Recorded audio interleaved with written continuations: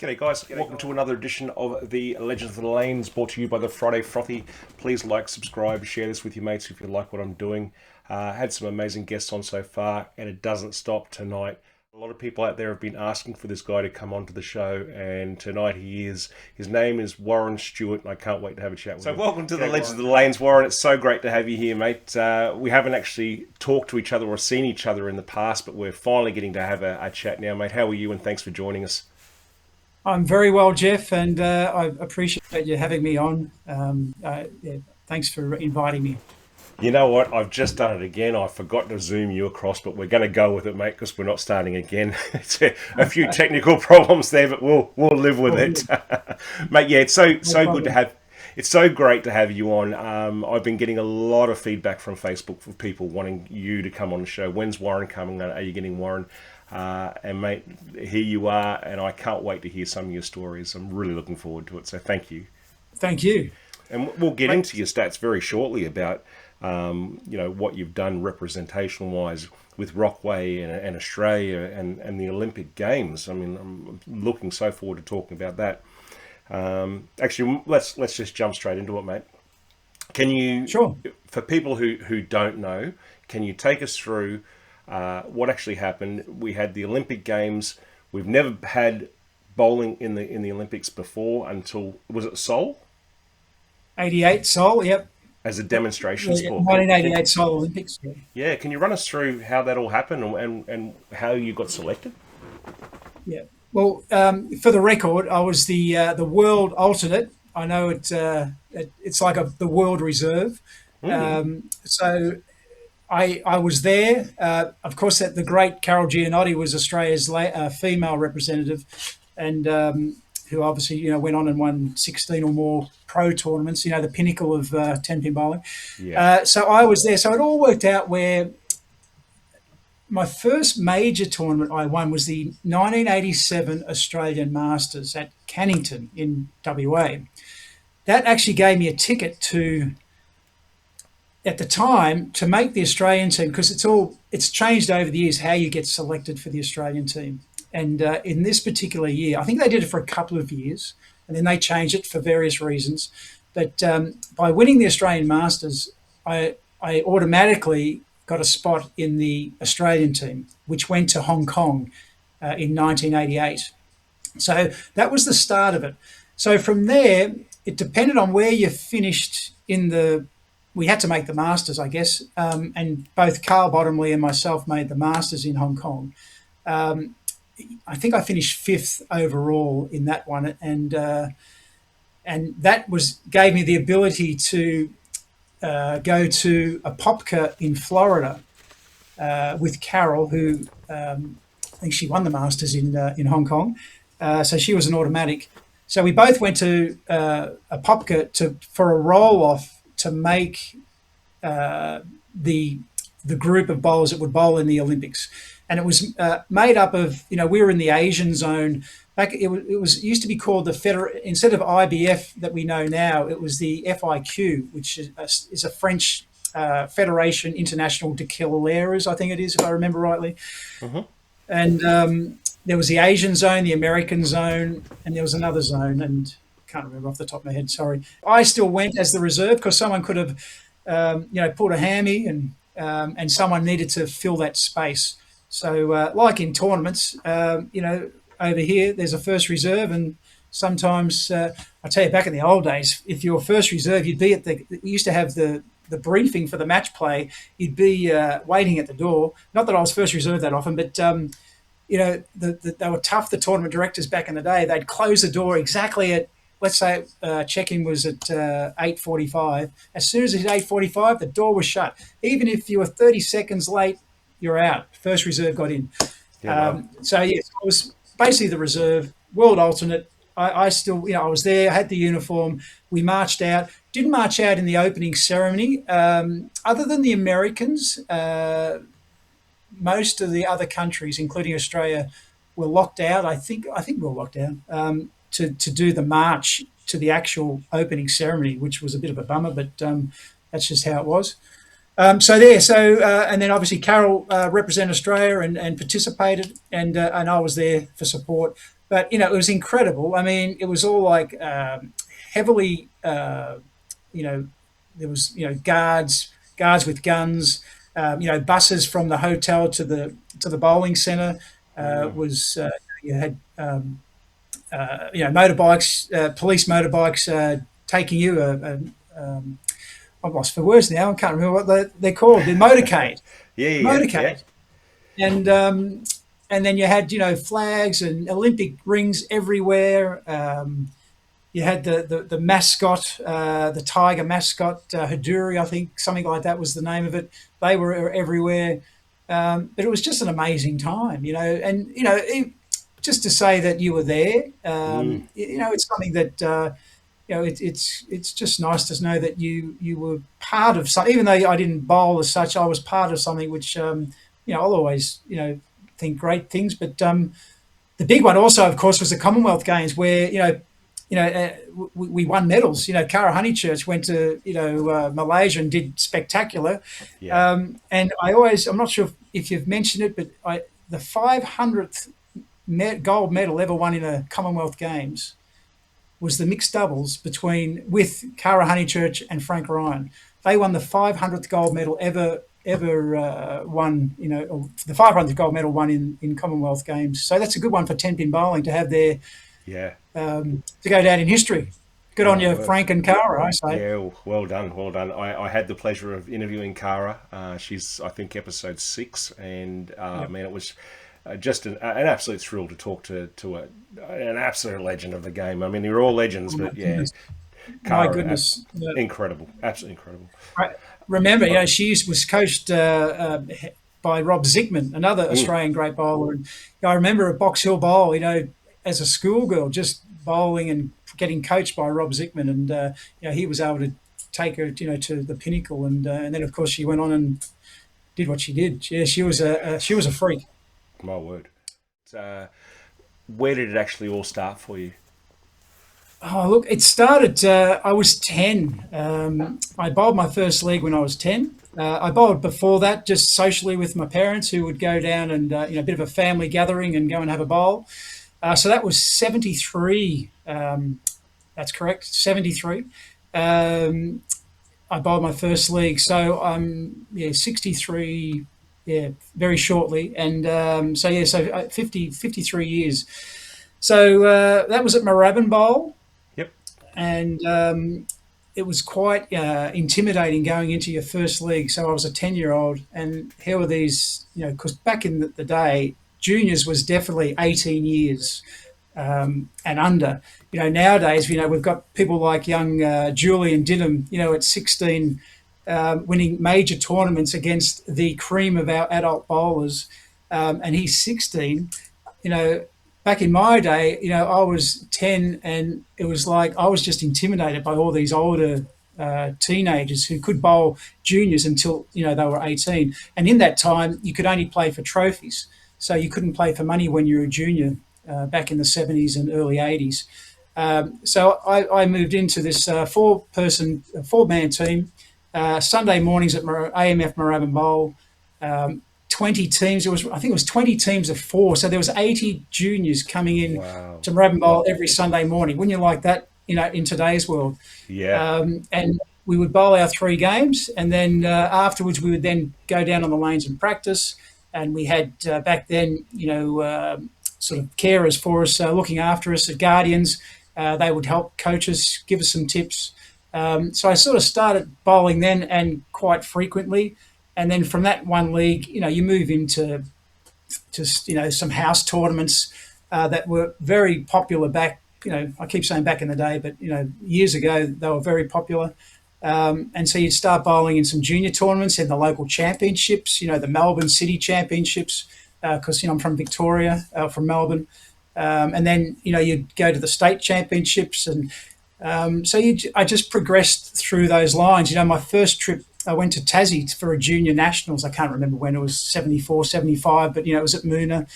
So I was sort of getting into the swing of things with bowling, tournaments at sort of a relatively earlier age. So that's how it all started, and then I just progressed from there. And I got sort of hooked on bowling, and I enjoyed it. And that in those years I was okay at it, and I went from there, and then I just went through the ranks, and as they say, bowling, from cradle to grave. It's you can do it when you're a kid to when like I'm in my 60s now, and you Yeah. can still be half competitive. Yep. That was sort of the how I got into it. Just really, and a lot of people would have the same story. So a lot of the people you've spoken to already, their parents may have got them into bowling, and you need that Yeah. support from your parents because even back then it was probably an expensive sport. Yeah, well, it's not just Tenpin bowling; it's every sport. Like I've interviewed, I've said this before. I've been AFL players, race car drivers, you name it, across the board, boxers. They've all couldn't have done what they've done without their parents bringing them through. So yeah, we all have a lot to thank for our parents. I just Yes, I was wanted very to fortunate. Yeah, I just wanted to throw in, and this video won't go up until a fair while. But guys, leave a comment below because it's actually Warren's birthday tomorrow. So wish him a happy birthday, and I wish you a happy birthday too, mate. So I hope you have a great Please, day tomorrow. thank you. So when you actually started practicing and getting into the game, did you have a natural feel for it? Like were you good from the start, or was it something that you grew into with practice? Yeah, look, I think it's something I eventually grew into. Always been someone who I need to practice. There are some naturals out there that can just get out there and just bowl and bowl well. And but for me, I had to, I'd go down on a weekend and I'd literally bowl, 12 games on a Saturday, go back on the Sunday, bowl another 10 or 12 games. And after work, I used to be a plumber, so we finished early, 3 o'clock. By the time I got home, I'd be rushing down to Moorabbin Bowl and having a practice. So I was bowling nearly every day of the week, really. So, and it didn't matter if your technique was good or bad because you were doing it so often Yeah, and consistently. You were able to, do okay. But yeah, as soon as you stop practicing, things can deteriorate. But no, I was someone who, even now, I still would prefer to be practicing more than what I do. And but yeah, no, it didn't. I don't think it came naturally. I don't think anyway to me. yeah. Okay. So it was It, something it's I had to work at. it sort of surprises me because the technique of your game is very fluent. It's just nice style, quite easily through the ball, good follow through, good posture at the foul That's nice of line. you to say. I'm Oh, wrapping you up here, but no, you are, mate. You're an thanks, mate. absolute, I you're a know. you're a legend. And I wouldn't have thought that sort of game would have to take a lot of practice. I mean, like some of the guys, like just the video I've just put up tonight was Billy Gardner. And he's winging it from gutter to gutter. I mean, I could see that Yeah, a lot of practice to try and get that routine. But yeah, your he style, was a natural too. How good was yeah, he? He was. So he. Sorry to interrupt you, Jeff, but no, not at all. that was that was the start of the power. I came up, watching, the Eric Thompsons of the world, and just bowling straight up the lanes, and on timber lanes, and keeping your shoulders square, and keep your shoulder up, and everything that's totally foreign and illegal almost now to bowl like that. But we were bowling, just up the boards, up. I used to like bowling out on the gutter five board. A lot of guys, especially from New South Wales, the technique from the New South Welshmen always, they were good. The way their technique was probably a lot better than the Victorians. The Victorians were more up and down the lanes, where the New South Welshmen were, more inside and swinging it even back then. But the power game, eventually came to, from America, it came to Australia, and it was Billy Gardner. It was, you could watch him all day. The power that he had, and he threw it so hard in his happy pants, and that was the other thing. He could wear happy pants because he was Billy Gardner, and he had a shot bigger than anyone, in Australia. And then Yeah, there was Jason Dowse, and then you had Robbie Thompson, who was a little bit more of a stroker, but a power stroker. I yeah, mean, you could watch those guys all day. But yeah, so anyway, so that was talking of Billy Gardner. He was like the yeah. start of our power players until up to now, where we've got, of course, the greatest of all in Belmo. Yeah, and Warren, I'm sort of hoping that these interviews videos will reflect some of this to our younger bowlers who are coming through now. And I know they all just hit the ball and they crank it and they're just two Incredible. handers and revolutions like we've never seen before. But I hope they get a little bit out of this on our past of Tenpin bowling, which is why I'm doing this because the bowlers out there need to be celebrated who have done what they've done for our sport, and Obviously, that includes you. So I'm hoping that this goes a fair way with some of the younger generation as well, that they can actually learn a bit of the past of 10-pin bowling.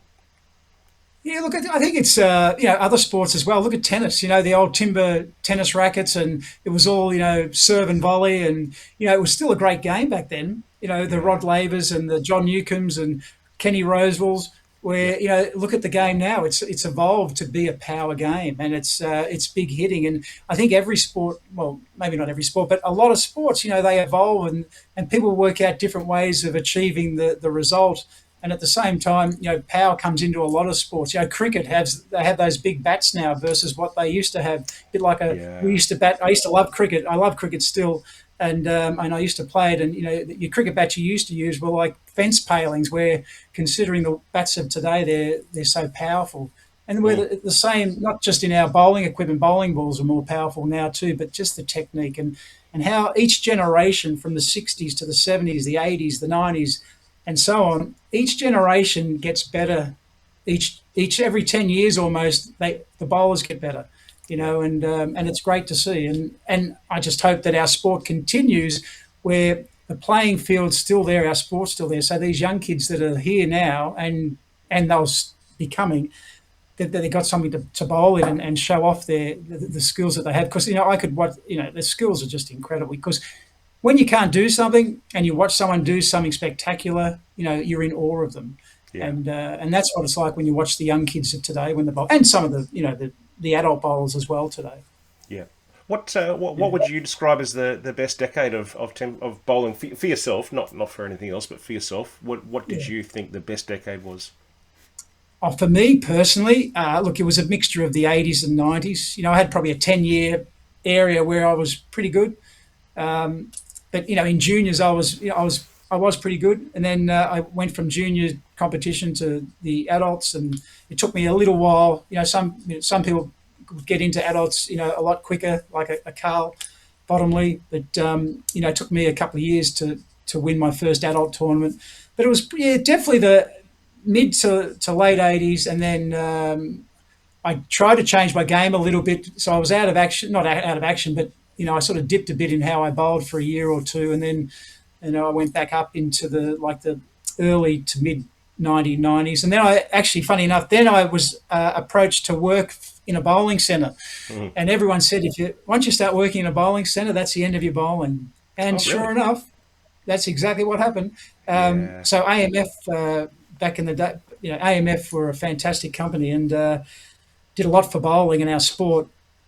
And I was invited to come on board with AMF from the great Steve Mackey and Richard Hall, who unfortunately has just passed in the last couple of weeks.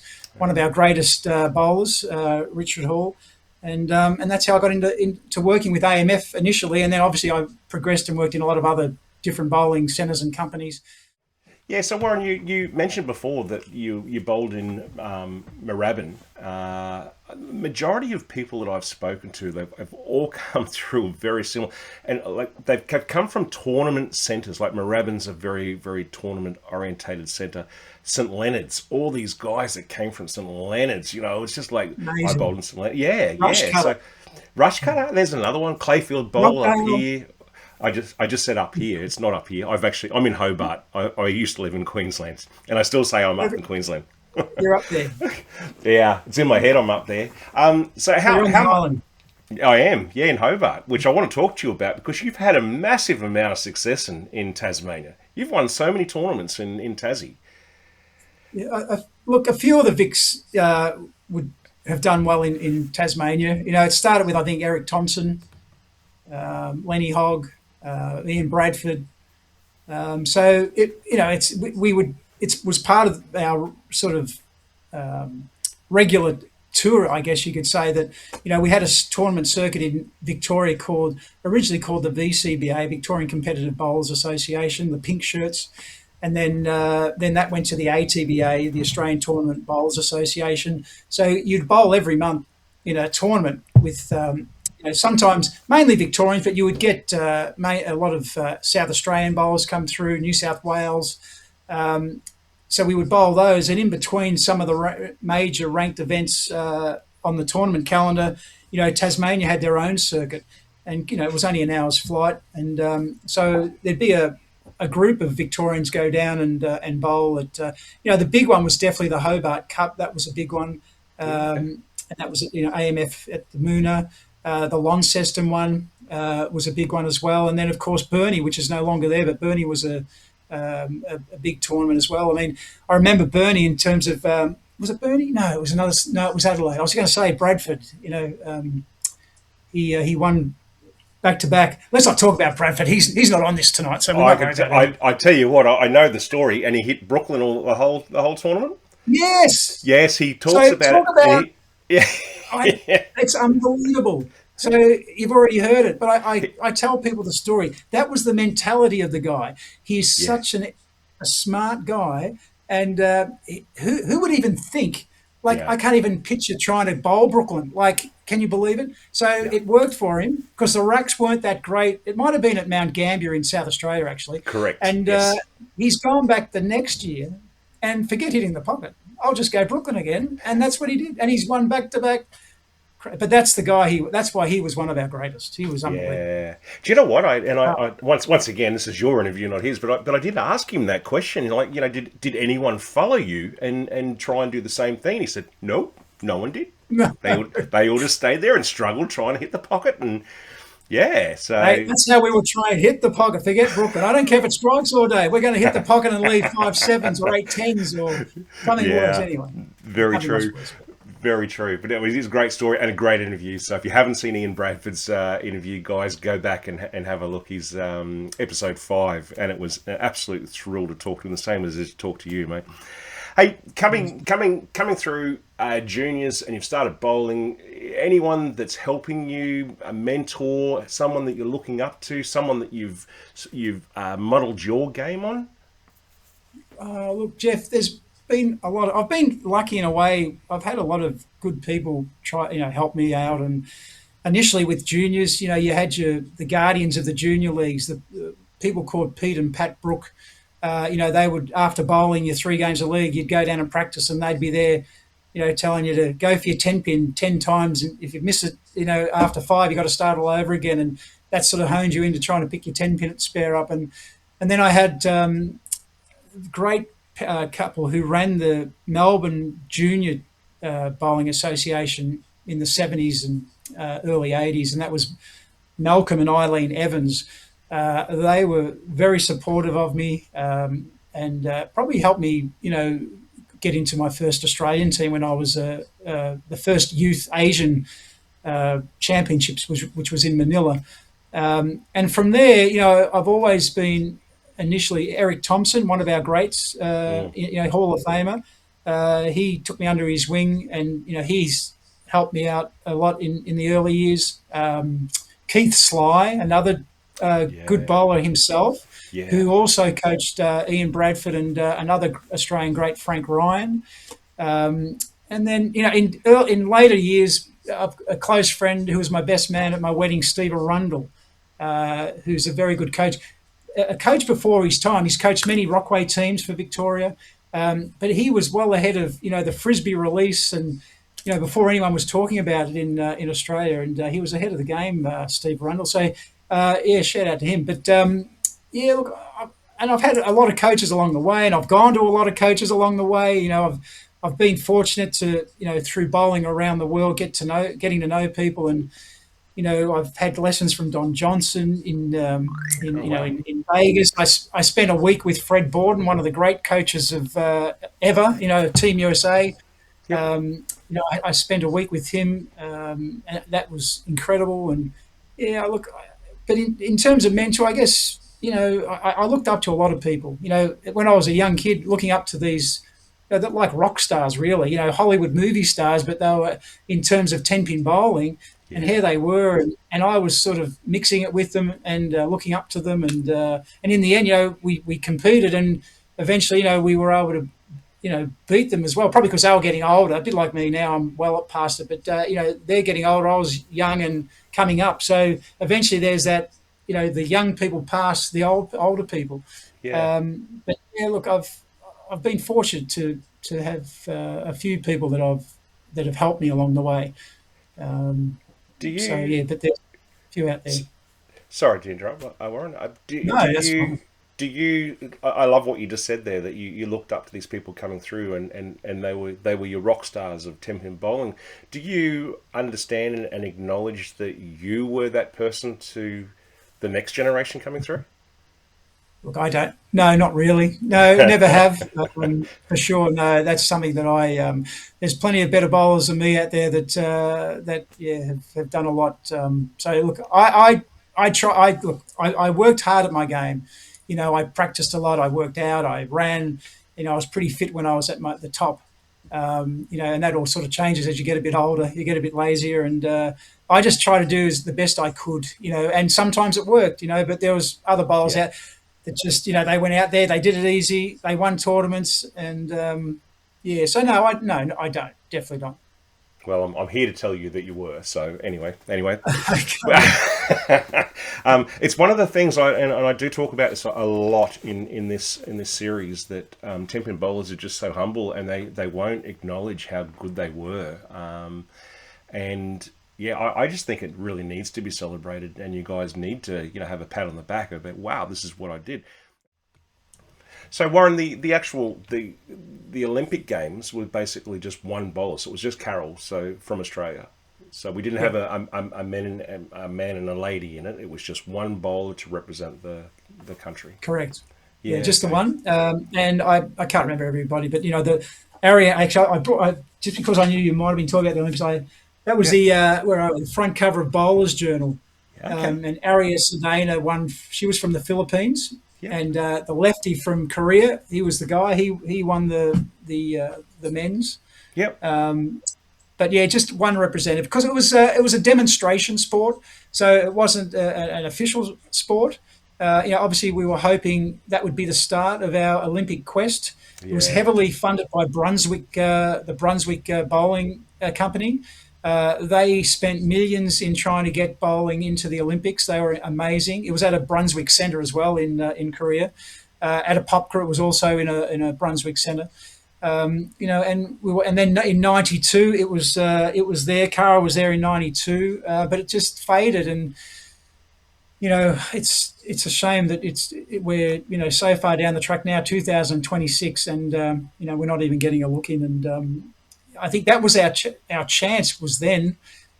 I'm not sure, smarter people than me are out there now and in the future, to hopefully, Mm, try and get it back in, but I'm just not sure how we can do that. But, it definitely should be there. There's no doubt about it. Yeah, it'd be great if we can get it. If we can, we're all fingers crossed one day it's going to be there. yeah. Yeah. Olympics is, everyone, and it's probably a hot topic at the moment, isn't it? The last 12 months or more, but Yeah. you see on social media and, bowling trying to get into the Olympics. We've got the IBF, the International Bowling Federation, and I personally don't know how it works behind the scenes there. I know they work very heavily in even Australia was big in the Olympic push back in the. We had a motto called the Olympics 2000, so it would have been in the 90s, mid to the late 90s, and the ATBC were big in pushing for the Olympics back then, Mm, along with the rest of the world. Obviously, America. Back then it was the American Bowling Congress and the Women's International Bowling Congress. It was because in America back in the 90s it was sort of separated. You had the men as their separate association, and the women had their own separate. Now they're just not yep. just, but they're the USBC, and they were pushing hard for bowling to be in the Olympics. And I was lucky enough to see some of the meetings in terms of just the spokespeople from America, some very smart businessmen that were trying to push to get bowling in the Olympics. And look, they made it to the demonstration sport in '88. Hey, but so this must have Yeah. been before then. But yeah, look, there were some smart people from America mainly pushing really hard, and we're still not there yet. I think it comes Yeah. down to money. I heard a story where if Brunswick had have put in another $1 million back back then, bowling would have been an Olympic sport. Oh, I'm not really? sure how true that is, but I think you think of the stories of Samaranch back in the day with brown paper bag type stuff, or allegedly, and Yeah. things like that. But yeah, if it would be, I think you just needed a lot of money, a lot of support to try and get bowling in the. It's not an easy answer. You could have 10 people around a table, and you just wouldn't you just couldn't solve the problem of how do you get bowling into the Yeah. Olympics. Yeah, I think we talk about that, and you had a good run on the Coca-Cola, the Coca-Cola Classic, Yes. the Gulping. Yeah. Unfortunately, got done by Mr. Roderick in the final. Got smashed by the lefty, the power lefty, Tony Roderick. I top qualified, and there was another tournament I lost, but that's okay. Oh, dear me. He Dear me. smashed. Yeah, no, I think he's got 250 or something, 240. Yeah, He yeah. tells me about it all the time when I see him. I bet he would, mate. He wouldn't let that go. I guarantee it. But actually, just looking at that and where Tenpin bowling was going, and I had Brian Bates on the show as well. Who was a tournament director. Yeah, great man. And bowling was going places, and he actually said to me that the bowling ratings in the middle of the cricket when the Coca-Cola Classic was on was rating higher than what the cricket was. People were turning on to watch the bowling. So, the sport is there. It just, I don't know the answer, but I wish someone did. And Jeff, I know, and everyone does it. Like if everyone's gone 10-pin bowling, everyone does it. And I mean, at least a quarter of the population of Australia has gone bowling in the last 12 months. Yeah. And things change, our population's changing, and a lot of them may not have ever bowled before, so that makes a difference as well. Plus, now, unfortunately, depending if you're a business person or a sports person, the sport is sort of drifting away, and the business, beer and Skittles is sort of coming to the fore. And good on them, you got to. But for me, it's a bit of both. And I was brought up with AMF, and I said earlier, AMF's put a lot of money into bowling, the South Pacific Classic, other tournament, just even your house tournaments, which you don't see anymore. I mean, obviously, there's not as many bowlers anymore. We used to have 120,000 members, of the Australian Tenpin Bowling Congress. Now we're lucky to have 10,000. Wow. And no one's fault except that people just don't want to join leagues anymore. But there's not a lot of push, in my opinion, to try and get bowlers to join leagues either. Steve Mackey in America, he has recently sold his bowling centre for, he moved over there with his wife Dana Miller Mackey, and he still, it's still the old AMF standard operating procedures. He used that when he went there and still using it, to last year or the year before to get new league bowlers in, and he kept doing it. He kept singing from the same hymn book, and it worked. AMF were a very good company to try and generate the sport.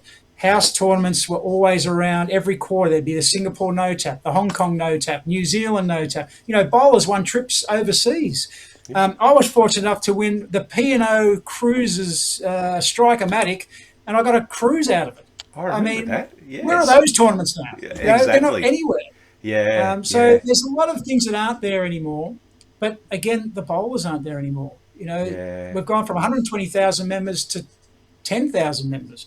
In terms of participation league-wise, that doesn't necessarily mean everyone's, registered with the national body, because there's still bowlers out there that are bowling league and not registered. But, I'm not sure if it's, it's that much more. But, look, it's all a numbers game. Yep. I know when I was managing centres and running tournaments, if you base it on, say, 20% of your day league bowlers to bowl in a day league tournament during the school holidays, which we used to do quite successfully. So let's say you had 200 ladies bowling in a day league. 20% of that is 40. So if you get 40 ladies on a quiet, Wednesday morning before all the kids run in for school holidays, that was good for business. But now, even if you base it on 20% of your current day league rate, some centres don't even have day leagues anymore. And, even if you had, let's say, 50 day leagues, well, that means you're only going to get 10 bowlers to your tournament based on 20% at 20% rate. So just the whole tournament scene is dropped. There's less bowlers. And, of course, our centres are closing. I don't want to be negative, but that's just how it is at the moment. We used to be able to work Monday to Friday, and then on the weekends you'd go and practice. Well, now you go and try and practice on a weekend, and you've got to pay for the first game at least $18, $20. So it makes it difficult for bowlers wanting to improve. Yeah. And there's a few centres around Australia that would they enjoy having people to come in and bowl and play for the sport. But yeah, look, Yeah. it's a tough thing out there now with the playing fields are getting less, and yeah. So anyway, enough of negativity. I can't believe the pricing, and it is a fine line. I've been a bowling centre manager myself, and it's a fine line between Yes. how much social play and how much league play and how much tournament play. And watch Brian Bates's interview, because it's fantastic to get an inside voice on where he's at, and the cost Yeah. of running a bowling centre is just amazing. Yeah, they're not But cheap to run, that's for sure. And he's no, a great operator, yeah, one of our best operators. well, yes. Anyway, we'll get back onto you, mate, because I wanted to ask you, and I do ask a fair amount of people, when you elevate from just tournament bowling in Australia, and then you go into Rockway bowling, and then you elevate again into the Australian team, and I look at this like a state of origin where you know that things pick up, the game gets harder, you try harder, there's bigger hits. Not that happens in bowling, but do you feel, or did you feel that the pressure actually really grew between tournament bowling, Rockway, and Australian bowling for the green and gold? Yeah, I think so. I think especially because Rockway again, another Rockway's not how it used to be. The ANC have done some excellent things in that respect over the last 5 or so years, Mm. and now up in Sunshine Coast with Tyson Jones and Morty Douglas. But Rockway in the 80s was at its pinnacle. Rockway started in 1963. And it was only a men's competition, and then eventually, a couple of years later, they introduced the women's side of things. Can you believe that? Talk about a sexist Yeah. competition early on. But yeah, Rockway, it definitely picked up. And it was like a state of origin. And there were some tough states out there. South Australia was probably one of Victoria's, and Tassie. Everyone liked to beat the Victorians, and there'd be a lot of chitter chatter and trash talk, and so it definitely picked up, no doubt. Yep. And you knew you were playing for your state. You knew, when you first get that state shirt, that you're a small percentage in any sport. If you're representing your state, you're a small percentage of people that are representing Victoria. So you've got to take pride in that. And so on with, you go up again another notch, representing your country. I mean, again, only a small percentage of people do that in any Mm. sport. So yeah, you got to take pride that you've been able to get to that stage, and you look at especially when you had 120,000 members, with the national body, and you were representing, Yeah. you're a small percentage of that. Yeah. Was it Um, so it was seven bowlers? Sorry to interrupt. Was seven bowlers in a team in Rockway? originally, yeah, seven, yeah. So Yeah. you had two on the bench and five bowling. And you could sit out all day. I had a couple of ordinary Rockways, and I was happy to sit out and let the guys do all the bowling. But it was a team thing. It was about the team. Yeah. And I know in some cases, some bowlers wouldn't be happy if they were sitting on the bench. But the team, and Victoria was very focused and usually very strong. Like Victoria had a lot of the top Australian bowlers over the years, not just when I bowled, but before I bowled and after. So it was about you were all going there, whether you all paid the same money, even though someone might have only bowled, let's say, 4 games, and someone else bowled 21 games. Who cares if you win? That was the main aim. Let's celebrate at the end and enjoy each other's company and say well done, and we'll go home with the trophy. But some people get a bit funny that they're not bowling enough games. But for me, it was about the team and whatever works for the team, and that's what we're there for. Yeah. But yeah, it certainly everything did go up a notch each time, I think. Yeah, yeah. Yeah. Could you run me through who you predominantly bowled with? I know people come in and go out all the time, but were there a group of bowlers that you bowled Rockway with, which were pretty much in that team the Yeah, majority look, of the there time? was quite. Yeah, look, it changed around a little bit, but you had people like Eric Thompson he was there all the time. Lenny Hogg was there. Mark Malloy was there, a good friend of mine from Melbourne. Who else? Oh, Ian Bradford, of course. Frank Ryan. A little bit later were more Stewarts. There was Max Stewart, Rod Stewart, but probably they had Ronnie Powers of the world as well, Steve Bell. But yeah, there was a nucleus of probably four that were there a lot of the times in a lot of the years, and that'd be myself, Eric Thompson, Mark Malloy, Ian Bradford, Frank Ryan, and then people. And because back in the 80s, like it was like winning a tournament to make the team. You would have 80 men turn up to bowl to try and roll off for Victoria. So that's like a major tournament nowadays. Yep. So you had to make the top 7. So and it was over quite a number of games. It may have even been 21 games, and we, depending on where it was, we might have bowled in different centres as well. And you had to bowl, and it was very competitive. So it was just to make the team was competitive. So it was very satisfying when you made the team. So what's you had to get all those problems. Yeah. I'm pretty sure when I was in Queensland, I wasn't ever good enough to do it myself, but I'm pretty sure it was over a couple of weekends, first past the post, and you're right, it was a high number of games that you had to bowl. So yes, it wasn't an easy thing to get into, but definitely not. In your bowling career, what would you prefer? Would you prefer to be doing singles or bowling in the team environment? Look, I just enjoy bowling, Jeff. It's whether it's singles or teams.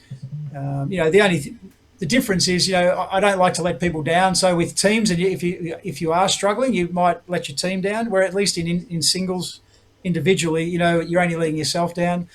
But look, if something came up tomorrow to bowl in a singles tournament or a teams tournament, I'd be happy to bowl in either. So for me, I just enjoyed, the good thing with teams is the camaraderie and, as I said earlier, the trash talking and just the fun of the guys mixing together with a couple of beers afterwards. And then also with Rockaway, it's after the fact. You're competitive on the lanes, but, I've made a lot of friends off the lanes, even though we were pretty hardball on the lanes, and whether they were from any state, the good thing about bowling, and probably people have said it before, but, wherever you bowl, whether it's in Victoria, Australia, internationally, you become a family. And I feel, and it was something I mentioned we ran a bowlers reunion there a couple of years ago. And one thing we all have in common is that we're from the bowling family, and you make friends, and you may only see that person once or twice ever in the rest of your life. But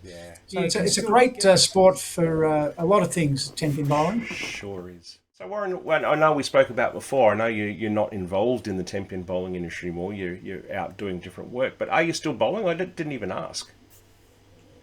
No, still bowling. I bowl in a league once a week, and still bowl a few tournaments, the ranked tournaments where I can. I went to Caboolture up at Bates's Centre in January. I'm heading to Wetherill Park later in July, I think it is. Heading to South Australia in the ranked event, seniors, of course.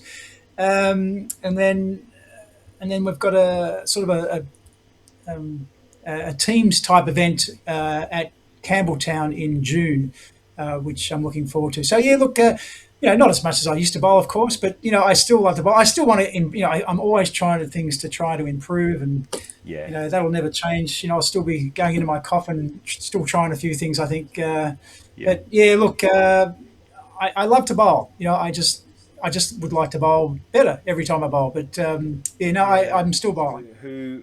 Who were the people that you did look up to? Who was the top of the tree for you? In the States? Yeah. On the Pro Tour? Yeah. Yeah, look, David Ozio, I used to love. Actually, before even him, people like Gary Skidmore, you talk about being square to the line and shoulder up and just down. He personified that, Gary Skidmore, and he threw it, because I used to throw it pretty hard and whatever. But yeah, David Ozio, I used to love watching. Of course, you used to love watching people like Pete Webber, Norm Duke. Marshall Holman. Well, Mark Roth. I got to meet Mark Roth. I actually, I stay in touch quite frequently with a Hall of Famer over there, Barry Asher, one of the famous pro bowlers. I literally only stayed with him, my wife and I, only last year, the year before. And many years ago, I stayed with him back in the 90s. And Mark Roth came in, and I used to be a plumber. And Barry wanted an incinerator installed in his kitchen.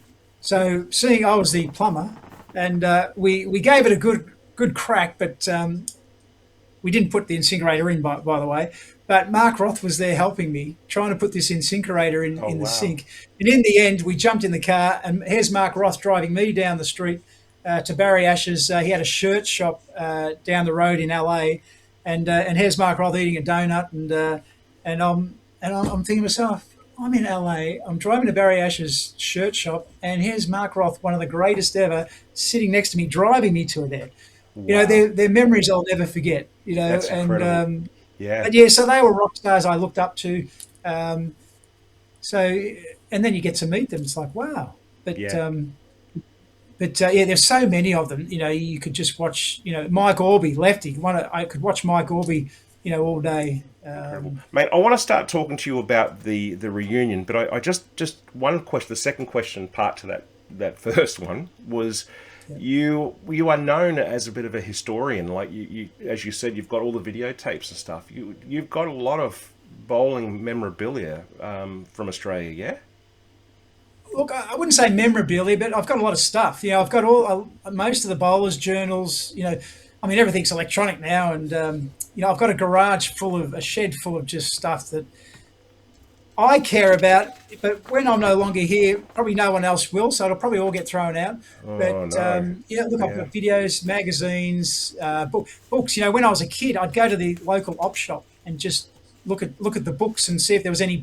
And they used to always have them. A bowling book, on technique, how to bowl. So I've got I don't know, hundreds of books. I tell you, like that is Cheryl Munson in New South Wales. She's got a museum. She's unbelievable. Really. But Really. yeah, look, I do have a lot of stuff that I've just kept. I'm a bit of a hoarder, and I find it hard to throw them away. The VHS tapes I used to watch with my dad, so I get a bit nostalgic. So I don't want to throw them away because I used to watch them. Even though you could probably, in fact, I think you can get all of them on YouTube now if you look them up. But they're still in my boxes in the shed, and taking up a heap of room. If I threw them away, I'd have so much more room to put the mower and all the gardening stuff. But I just can't throw them away. But Yeah. magazines, Bowler's Journal was big. Bowling Digest, what a great magazine that was in terms of technical stuff. Yep. So I've got a lot of those. But yeah, so I've got a lot of magazines, books, etc. So yeah, no, I like looking at the past, but you got to know where you've come from. So Yeah. when you're going forward for people of tomorrow, you should always look back to where you've come from and try and improve from those days. I'm hoping so much that this is some sort of avenue for people to see where you've come from and have it, a bit of history. So, yeah, once again, thank you, mate, for coming on. It's just been absolutely brilliant to talk to you. But let's talk about the reunion. Talk about brilliant. What a fantastic idea. And did you come up with the idea? A, and how did you come up with it? And B, how did you get it done? That's a massive task. Oh, well, I have to disappoint you already. No, I didn't come Oh, up with it. Not the first reunion was at Campbelltown, and it was a fantastic event. I have video photos of that, and the Webbs at Campbelltown had the first reunion.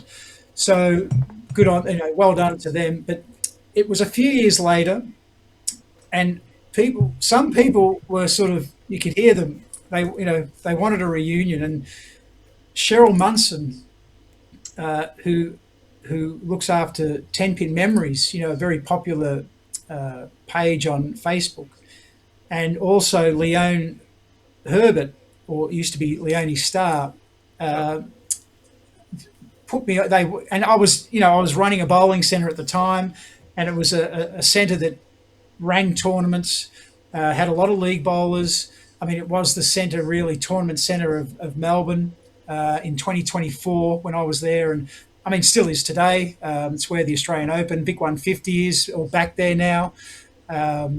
So that, and I said, yes, let's do it. So it took honestly almost 12 months of preparation. We got sponsors.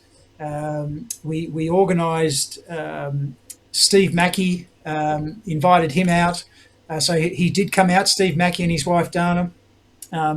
We had the local federal minister come to open the event.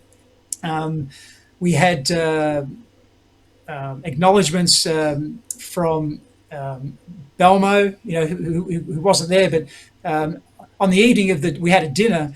The first part of the night was people saying, have a good night to everybody, and what a great idea. So that, number one, the greatest in the world. You could watch, 24/7. Belmo, Jason Belmonte. We had Fred Borden, Dal Ballard Jr. Again, he's been a friend, from my travels around the world. Doreen Dockery, one of Australia's great lady bowlers, who is currently unwell and wasn't that well back then. So Ronnie Powell, one of our great Australian bowlers, he read out her speech, and a number of other bowlers. So we had a lot of, we got trophies organised. We had a competition at the beginning. We had photographers taking a lot of photographs. Young Beck Kamain did interviews, and she was wonderful. We had people roaming with cameras throughout the tournament. We had Jeanette Baker and, one of our greatest, dual back-to-back World Cup champions, and Shane Woods, one of my heroes. And I was in the team with him in the first Youth Asian FIQ in Manila. I had him and Jeanette open by bowling a ball down the lanes to open the day. But it was just a lot of work. And because of all my, magazines I have, and I had a lot of information. And, of course, the website, Tenpin Memories, what a great magazine. Hey, Pin Action. Who can forget Pin Action? And I love it. Yeah. Can I just say, I've got it here, my first... So that is still my first Pin Action from 1977 with, there's Eric Thompson on the front. So it was all about, he shot an 800, it was Australia's first 810 series ever for 3 games. Wow. It was at Northcote Bowl, and he bowled a 298 in his third game to bowl an 810 series. So he bowled 298, so he left 8 in the last shot. And the 2 pins that stood up were the 8-10. So he left the 8-10 split, because that's how Eric he's known, and he'll admit he was known for the powder puff ball, but he just kept hitting the pocket, a bit like Mackie, kept hitting the pocket ball after ball after ball after ball, and most, even if half of those struck, that's why he was one of the best. And he left the 8-10, so that's the story where he shot Australia's first 800 series, 8-10, and he left the 8-10 on his last shot. But yeah, so that was that. So, but look, we had some of the greats, and I have here, if I can. Yeah, of course. It's the reunion. Where are we? Yeah, you're there. Yep. Yeah. Got all the names on there. So we had all the names. And I was really proud of the shirt we made. Is that every bowler that represented Australia, male and female, so not juniors, and from the start of FIQ, which was 1960, somewhere there, 63, somewhere in there, to 2000, every bowler is on there. And the names are in white, surnames, and those that are in blue are the bowlers that are in the Hall of Fame. Yeah, wow.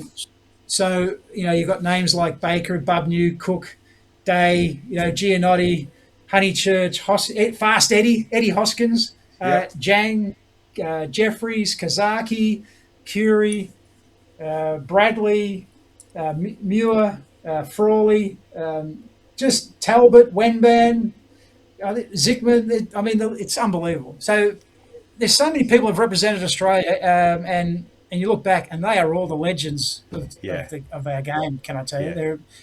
So it was a great few days, and to see people like Shane Woods, who was such a great bowler that stopped bowling because he was good at anything he did, and he went on and did fantastic things in the medical field. He came along, which was fantastic.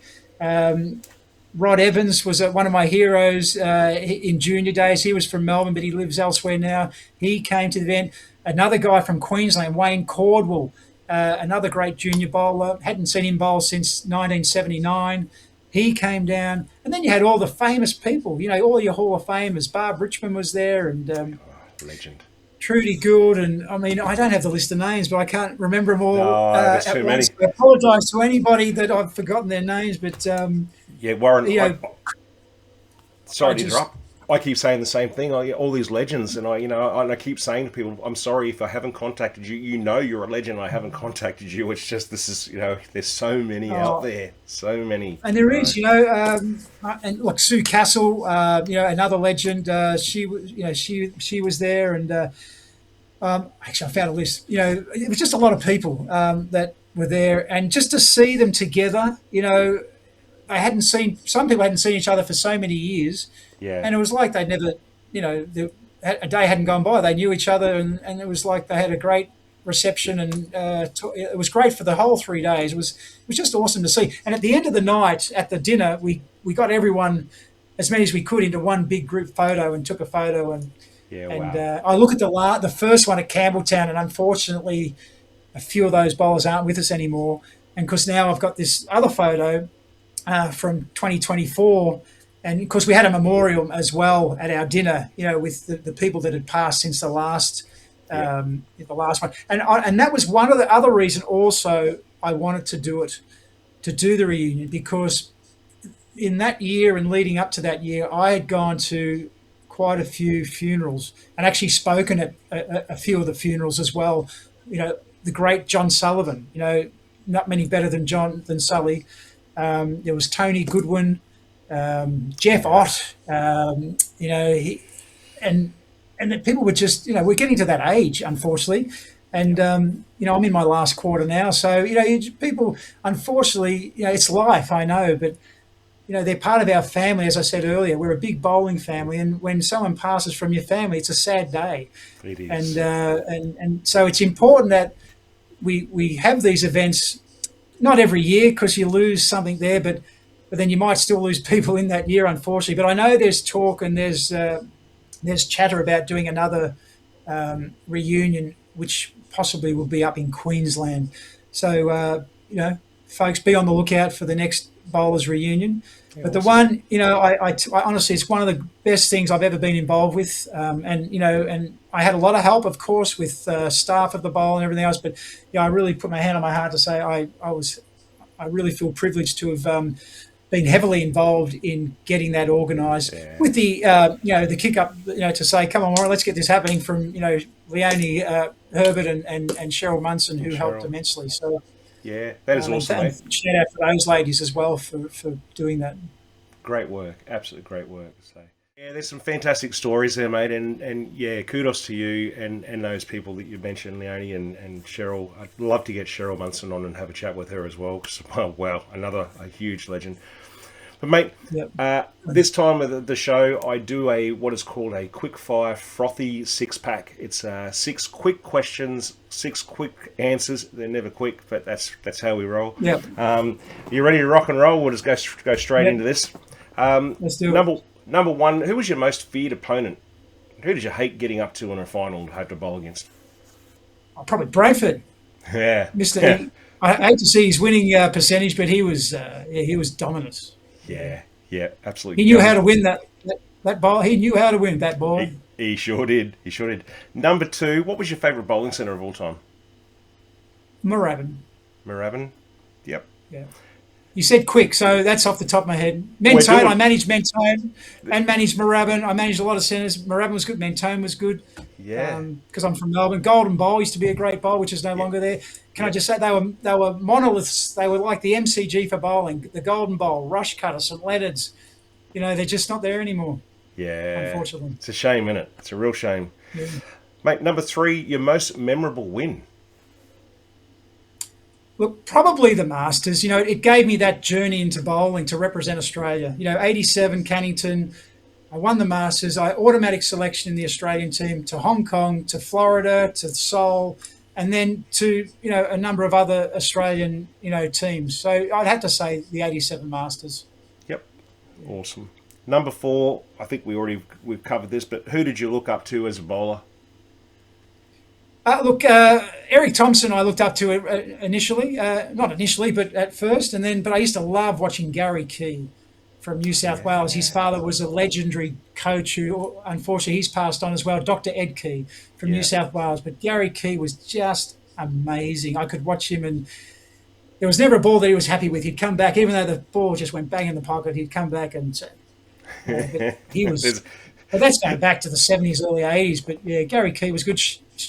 Shane Woods, but Eric Thompson was he was my hero, I guess, when I was in juniors. Yeah, nice.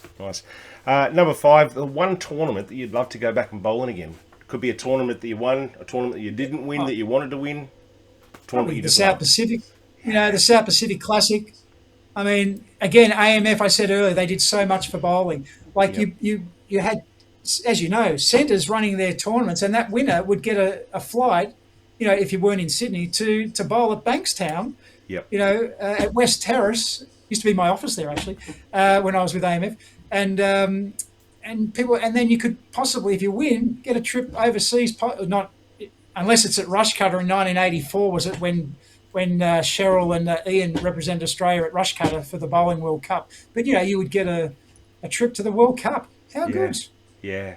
I think it's pretty high on the list of everyone's favourite tournament, let me tell you. So if you're a bowling centre owner out there, start having a look at the trying to bring something back like that, because you're on a winner if you do.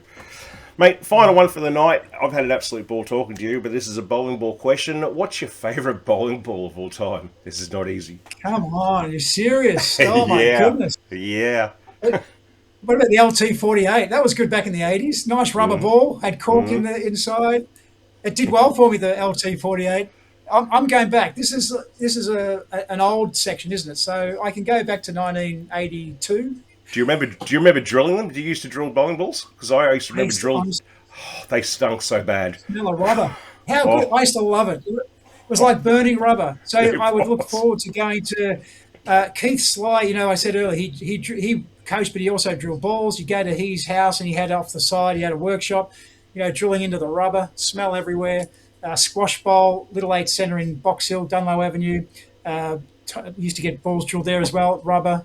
It was just amazing. Yeah. And now you got storm balls. They don't smell of rubber. They smell of fragrances. It's amazing. I know. Beck Martin was telling me her favourite ball was something that smelled of vanilla. She loved it because it just smelled so good. I thought, oh, wow, hey, how we've crazy changed. world we live in. How we've changed. Marketing, it does wonders. Yeah. Mate, thank you so much. I've taken way too much of your time, and I've absolutely had a ball tonight having a chat with you, mate. So thank you so much for coming on. It's so great for these episodes, to have a legend like yourself on. So thank you. Thank you, Jeff. Thanks for having me on, and thanks for the chat. It's been a pleasure.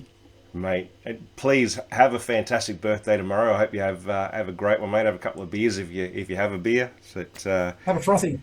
I'll be having a frothy for you, mate. That's for sure. And I don't want to give too much away, but I've got to get going because I've got another very special guest coming up. Who might that be? Very, very special guest coming up, which I'm so excited. Yes, her name's Jeanette Baker. I'll give it away. So, hey, how exciting is that? Legend. That's a definite legend. I'm looking so much forward to that. So that'll be the next episode, guys, coming up. Warren Stewart, you're an absolute legend, and it's been a pleasure to talk to you. Thank you so much, mate, and we'll catch up with you soon, mate. Thank you. Thanks, mate. Thanks, mate. Thanks, Jeff.